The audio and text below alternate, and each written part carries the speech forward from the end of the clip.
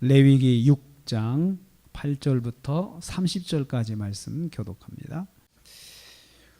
오늘 말씀은 이제 각각의 제사를 드리는 방법에 대해서 이제 요약하여 설명하는 것을 내용으로 하고 있습니다.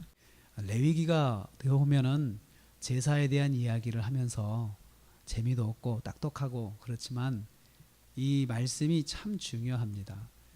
왜냐하면 이건 곧 하나님 앞에 예배하는 방법을 우리에게 가르쳐 주는 거기 때문에 그렇습니다.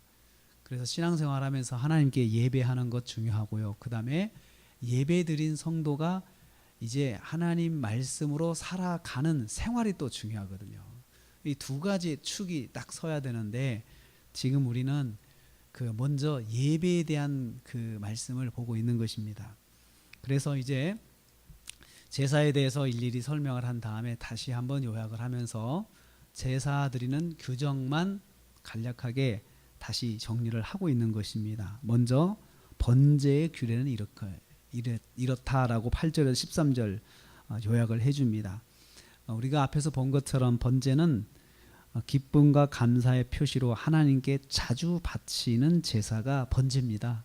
그래서 번제는 일반적으로 매일 드리는 상번제가 있어요. 그래서 상번제는 아침과 저녁으로 하나님 앞에 그냥 제사장은 아침과 저녁으로 매일 이제 드리는 거지만 백성들 입장에서는 내가 하나님께 그냥 너무 감사해. 그러면 은혜 아침에 이렇게 갑자기 해를 보면서 야 하나님께 참 감사하다. 오늘도 하나님께서 하루를 또 주셨구나. 그러면 제 성막으로 나가서 번제를 드리는 거예요. 번제는 내가 내 마음에 어떤 기쁨이 있고 즐거움이 있고 이것을 내가 하나님께 돌려드리려고 그러면 항상 나가서 드릴 수가 있었어요. 아침과 저녁에. 그래서 그것을 언제든 드릴 수 있는 제사가 바로 번제입니다.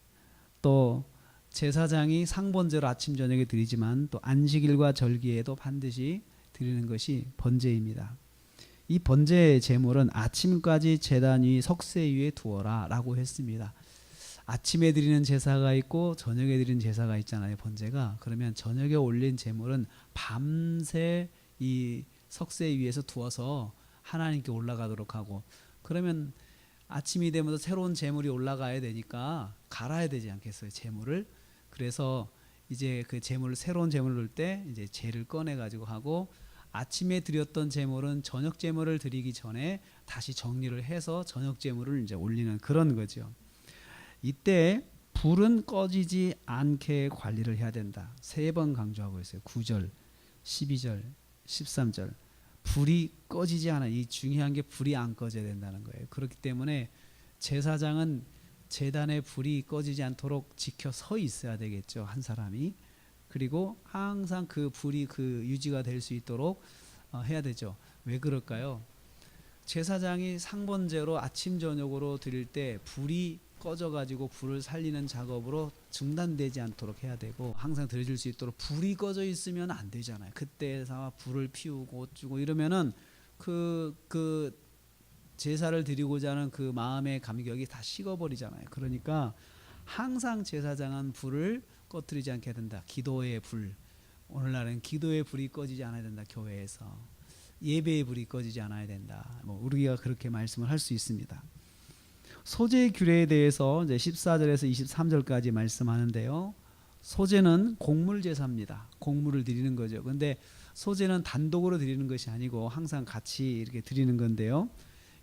특별히 곡물을 어떻게 드렸냐면 가루를 내 가지고, 고운 가루를 내서 한 주먹만 기름만 섞어서 유황과 섞어 가지고 제단 위에 올리고 나머지는 아론과 제사장이 음식으로 먹습니다.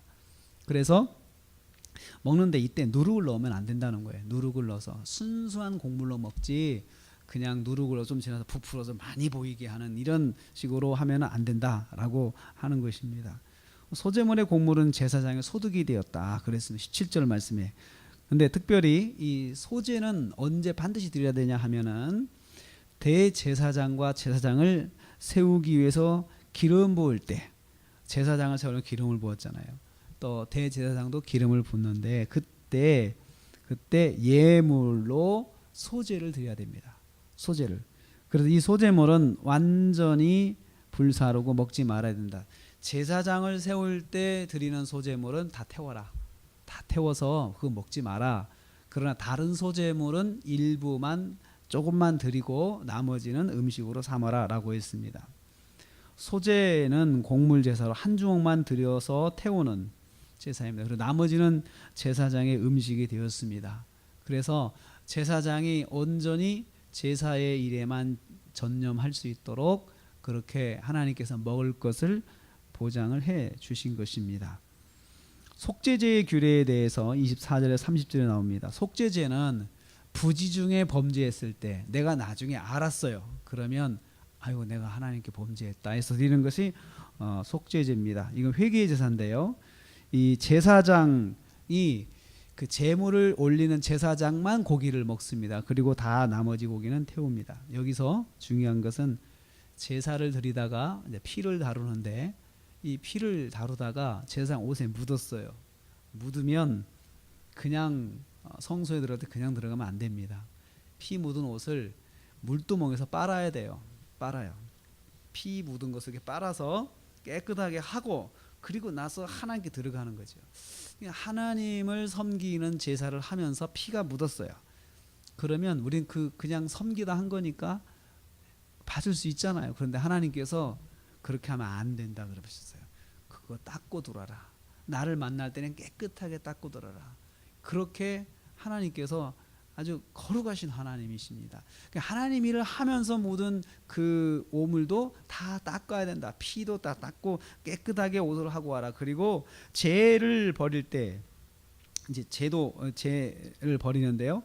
죄 버리는 거에 대해서 이제 번제에서 설명을 하는데요. 죄 버릴 때도요. 바깥 진영 밖에 버리는데 그 죄를 버리러 나갈 때도 지금 입었던 제사를 입었던 옷을 딱 벗어놓고 다른 옷을 갈아입고 제단을 이제 벗어나는 거예요. 그리고 나서 죄를 바깥에 버리고 나서 와서는 또 어떻게 하겠어요? 그 옷을 벗고 제사장 옷으로 입고 또 들어가는 거예요. 그러니까 하나님께서 참 정결하신 분이십니다. 그냥 하나님 일을 하면서 대충 이렇게 묻어서 하시는 분이 아니고 딱딱 정하셔서 깨끗하게 구분을 해서 하도록 하시는 분이십니다.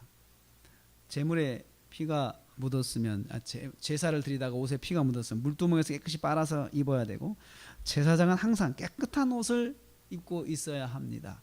깨끗한 옷을. 그래서 그 옷이 정해져 있잖아요. 그리고 그 옷이 굉장히 특별하기 때문에 몇 벌을 만들지는 않았을 것입니다. 근데 한 번 입으면 닦아서라도 깨끗하게 뭐 흔적은 조금 남겠죠. 하나님께서 그게 좀 봐주시는 것 같아요. 그렇게 해서 입어라. 결국은 제사 드리는 제사장은 항상 깨끗해야 된다.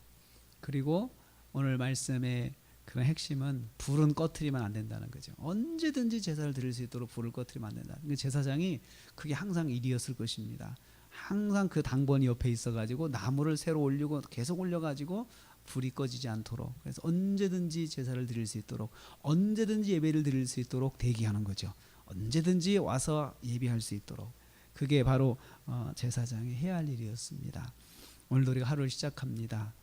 하나님은 참 깨끗하신 분이십니다. 정결하신 분이십니다.